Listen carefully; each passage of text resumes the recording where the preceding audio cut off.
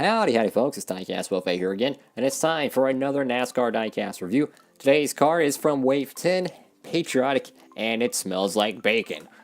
It's ARIC, ALMIROLA.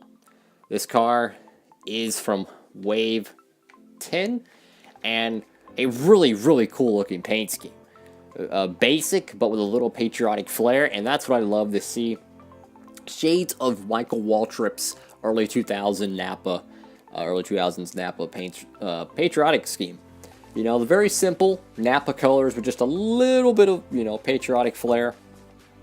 Don't have to go over the top, just a little bit of some red, white, and blue. And no doubt that this paint scheme captures that very well. So, this car does come with the magnet. It's got red numbers instead of gold numbers.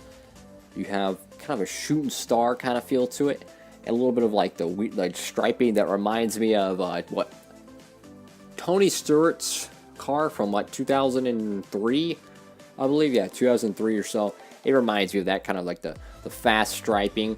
But that's pretty cool. Very nice diecast. You know, just a normal patriotic car, and I'm honestly kind of surprised they put this in NASCAR Authentics. You know, this is not really a car that's going to be very popular, considering, it's just a patriotic car for ARIC ALMIROLA, but nonetheless, it's one I'm glad they made. It's a very cool looking car, and, it's another one to add to the collection. You always see guys like Kyle Busch, Jimmy Johnson, in this case now, Chase Elliott, see guys like that, they're going to get patriotic cars, but to get one of kind of a lesser known, lesser popular driver, I think that really speaks volumes, and that's really cool. So, I think it's time to get this diecast out of the package, folks. Be right back. Okay, folks, so here she is out of the package, brand spanking new, and wow, what a great looking Ford Fusion. This is a really cool paint scheme. Nonetheless, this is a super cool paint scheme. Just very simple. You got your black hood, and you got your white kind of two-tone almost feel. The black's kind of like a wedge, but just something about this car, man. But there's a little bit of an issue that I'm not digging with the paint scheme. So I see the car like this, man, and let me tell you, it looks good. It looks good, and then you see this like weird, like, I don't know what they're doing, splitting like half of the quarter panel black. I don't know what they're trying to do. Are they trying to make the car look shorter? I don't know, folks. I don't know. This car would look so much better if they would have made the whole back end of the car white. It would look like that looks super good. Then you see that, and just that kind of irks me. If you're gonna do the back of the car, black, do what Dale Jr. did. Only have this part black.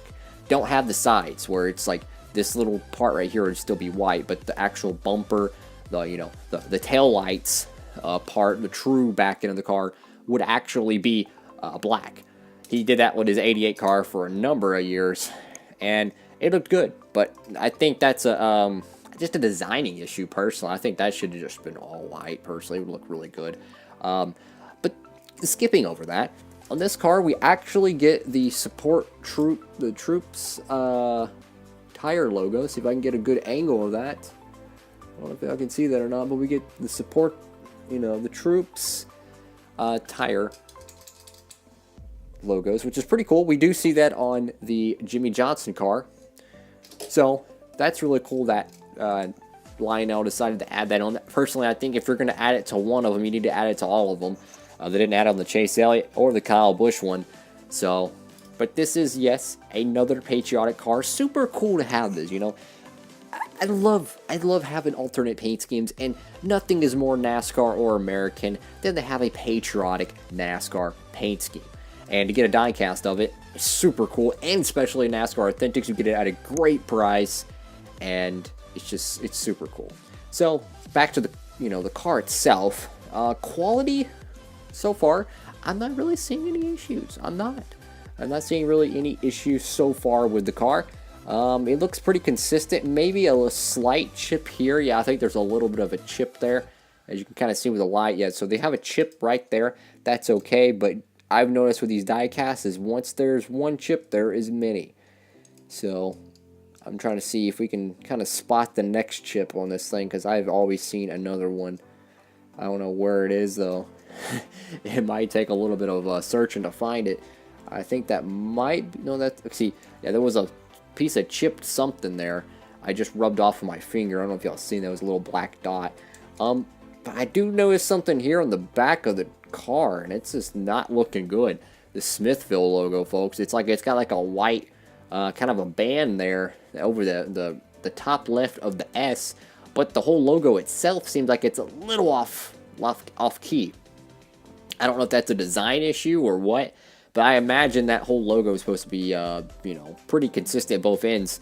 Like the right side looks good, the left side needs a little bit more black, and it would kind of balance it out. But oh my goodness, that's weird. Okay, so you see what the spoiler is? There's like half of it's like, not half, but like a quarter of it's like white. That don't make sense to me. How does that?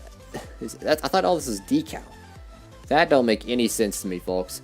At all. That makes no sense to me how that's like that. So that's a quality issue. So we got a little bit of a design issue with this part, I personally think. Here, I think quality. I don't think that's design, considering this is messed up. I think that's messed up as well. So it does have some, you know, some issues. But again, it's they make thousands of these, folks. They make thousands of these cars. You know, every year they make thousands. You're gonna have defects. It's part of it.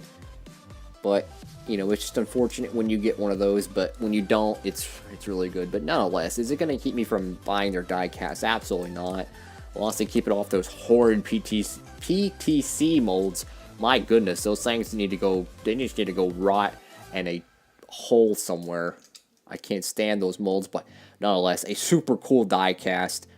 Very beautiful, you know, just, it's like a sideways two-tone. You got your white, then you got the black hood with some like fast decals, you know, some kind of like some sideways racing stripes. Then you sprinkle in some shooting stars, and that's kind of something that's very similar to Chase Elliott's. You can see the shooting stars here, and you can see the shooting stars here, which I think is super cool. And it's, you know, it's even seen on the Jimmy Johnson car. So for some reason, I guess they like to do the shooting stars to you know, this year in 2018. But nonetheless, or depending when you're watching this, it might be 2019. But in 2018 they did this. But it's super cool, though. It's a really nice diecast, and absolutely grateful to have it. Super cool to get another Patriotic car, and to get one of, you know, ARIC ALMIROLA. It's something unusual, and it's something great to add to the collection.